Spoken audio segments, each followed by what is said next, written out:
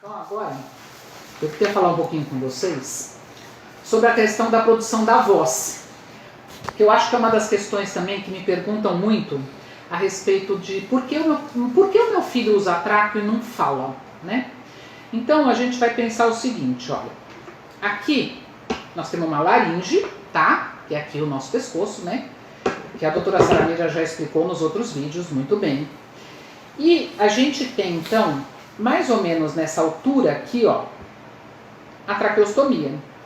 E a prega vocal, que é a corda vocal, ela tá aqui, ó, nessa altura, tá? Então a gente tem que pensar uma coisa. Se a tráqueo tá aqui e a prega vocal tá para cima, e eu tenho uma criança que tem isso aqui tudo fechado, tudo muito apertadinho, eu não vou ter passagem de ar. Então a tráqueo tá aqui, isso aqui é a prega vocal, e eu não vou ter passagem de ar. Para que eu possa falar, a prega vocal ela tem que abrir e fechar. Ela tem que fazer isso, ela tem que abrir e fechar muito.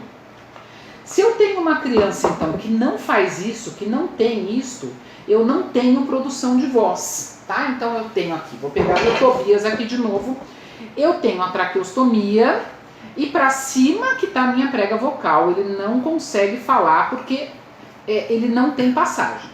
Se eu tenho uma criança que tem só uma traqueostomia e não tem nenhum problema, eu fiz a traqueostomia porque ele tem um problema neurológico, ele precisa da ventilação e eu não quero que ele fique aqui usando a ventilação aqui no nariz, então ele usou a traqueostomia. Se eu colocar o meu dedo aqui e eu conseguir fazer com que ele faça ele vai conseguir produzir o som, tá? Então, a questão, o que vocês têm que entender é que assim, não é só eu fazer a oclusão, eu preciso que ele entenda que eu fechando aqui, seja com a válvula de fala, seja com o dedo, primeiro que eu preciso ter condição aqui em cima para que o ar passe, que a gente já conversou disso. Então, eu preciso que tenha ar passando. Segundo, que eu preciso que a criança entenda que para que ela produza o som, ela precisa fazer a força e emitir ar. O que a gente percebe que acontece muito com a criança traqueostomizada? Ela não tem o hábito de fazer o som. Então, o que a gente tem percebido muito nas crianças que são operadas e são decanuladas é que a fala não faz parte da vida delas. Então são crianças que tiram a traqueostomia e que continuam se comunicando por gesto, porque a vida inteira elas não tiveram o som da fala para se comunicar e elas sempre foram entendidas. Então uma coisa que eu sempre oriento os pais é que mesmo que não tenha som, que vocês estimulem seus filhos a tentar fazer alguma coisa que movimente a boca. Então, mesmo que não saia o som, que faça o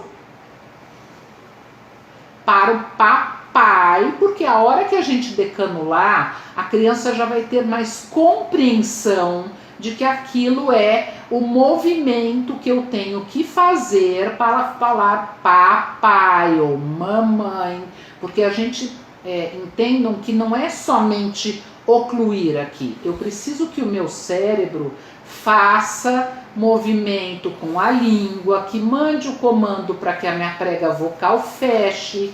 Então é uma coisa complexa, gente, não é só. Então, por exemplo, o que começa a acontecer?